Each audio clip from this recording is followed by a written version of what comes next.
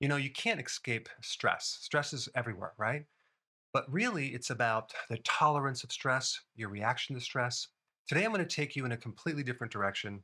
I normally talk about nutrition, I talk about exercise, I talk about sleeping, but this is a completely different way of handling your stress. You probably have heard of the adrenal glands, right? And cortisol, which is a stress hormone, and the flight or fight mechanism, which is part of the autonomic nervous system as it releases adrenaline. And those two hormones adapt the body to stress states. So they're going to increase your pulse rate. They're going to actually shift your metabolism to more quick energy through sugar burning. Here you are, long after the stress, and your body is still in this stress state. What do you do? Well, there's some completely new information that you probably never heard. In fact, I just recently learned about this in school.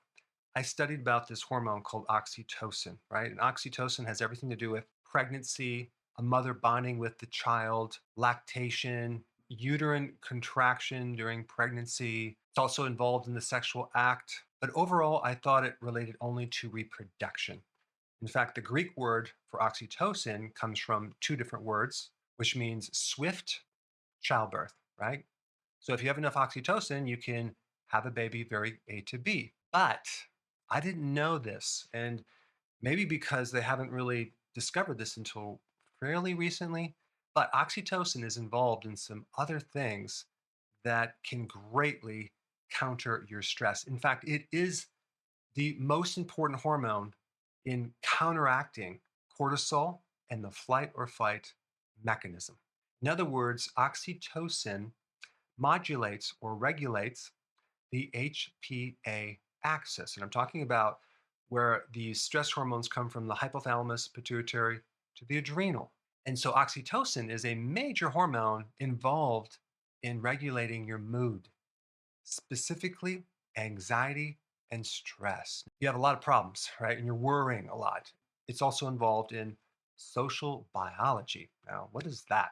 Well, social biology has to do with social, helping others, and the welfare of others. And they did this experiment on sheep where they had this baby lamb and they somehow removed the oxytocin from another sheep that wasn't the mother, okay, because the actual mother wasn't around. And there was no maternal bonding or helping from this mother sheep to the lamb until they injected into the cerebrospinal fluid some oxytocin. And so this female sheep, who's not the mother, then started taking care of this lamb. So I found that very, very interesting. Now, oxytocin also prevents the atrophy of the hippocampus. Now, the hippocampus, learned this in my other videos, is all about involving the prevention of Alzheimer's and dementia. So it's involved in memory, focus, cognitive function, ability to learn, etc. And so we know that stress shrinks and causes the hippocampus to atrophy.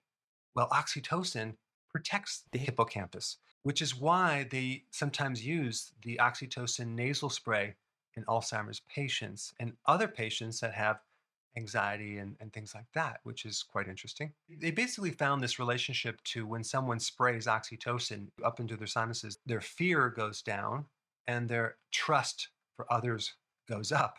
Now, if you think about what fear is, it's the opposite of trust, right? Like you're not trusting anyone, right? You're backing away. It's kind of a survival mechanism. If you happen to see a snake, you're not going to trust that the snake is not going to bite you, right? You're going to fear and run away from the snake. So that will keep you alive. So anytime fear goes up, trust typically goes down. And they found oxytocin was involved in lowering fear and raising trust, which is interesting. So that's all really cool. But now, how do we trigger more oxytocin? Okay, so check this out. Bonding with other people and pets, very, very therapeutic to spike oxytocin. A lot of people will state that when they hang out with their pets or bond with other people, their stress goes down considerably. Another thing they found to trigger oxytocin was volunteering, which is interesting. And that hormone goes up. Another thing that will trigger it is donating, right? Donating to something. Interesting. Another way to increase oxytocin would be sharing with another. Another one is storytelling, actually increased not only oxytocin, but it also decreased cortisol. Interesting. And even hugging someone will increase your oxytocin. So when you think about it, what do all of these things have in common? Helping the welfare of another, which is very interesting because personally, I find that when I help people, it's actually a therapy for me. In fact, your stress goes down, you feel good about it. It's really difficult to have stress while you're helping someone. And so this goes beyond just the diet and the exercise and all that.